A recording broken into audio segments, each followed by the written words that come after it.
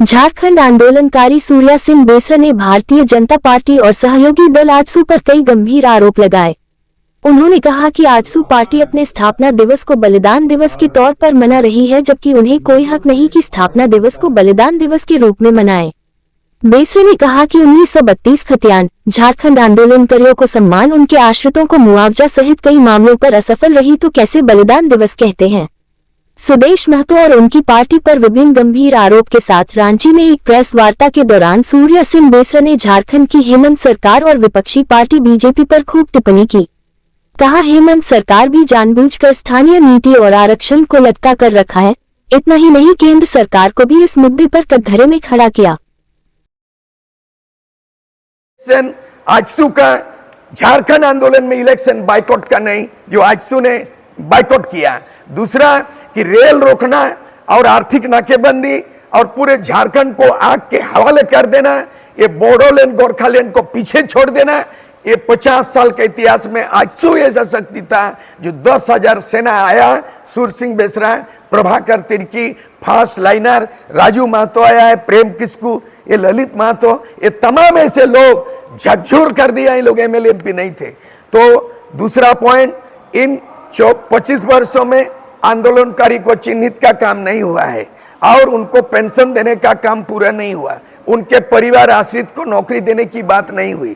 तीसरा चीज है कि आज तक स्थानीय नीति ये परिभाषित नहीं हुआ, विधानसभा से पारित हुआ, उसमें क्लोज जोड़ दिया कि 1932 का खतियान ये स्थानीय नीति बनेगा, लागू तभी होगा संविधान के 9वें अनुसूची में जब शामिल किया जाएगा। संविधान का 9वें अनुसूची केंद्र सरकार के अंदर में है। जब तक राष्ट्रपति ये उनका अपने नियत से, अपने विवेक से 9वें अनुसूची में कानून को सूचीबद्ध करने का निर्णय नहीं देंगे, तब तक नरेंद्र मोदी केंद्र सरकार कैबिनेट में 9वें अनुसूची में कोई भी राज्य सरकार की नीति को इंक्लूड नहीं कर सकता है। लेकिन ये जानबूझ के हेमंत सोरेन पिछले बार इसको स्थानीय नीति विधानसभा से विधेयक पारित किया और ये 9वें अनुसूची में लागू होगा। तब मतलब आज भी स्थानीय बिना स्थानीय नीति लागू का नौकरी कैसे दे रहा है। दूसरा चीज है आरक्षण नीति।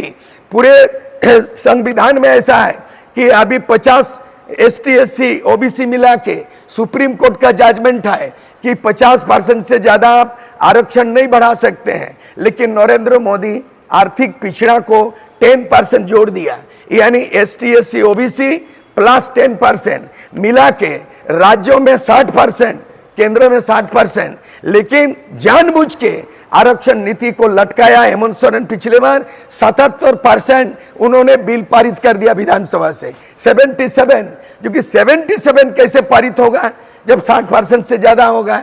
2023 में नीतीश कुमार ने 64% बिहार में बढ़ा दिया, केवल 4% बढ़ाया।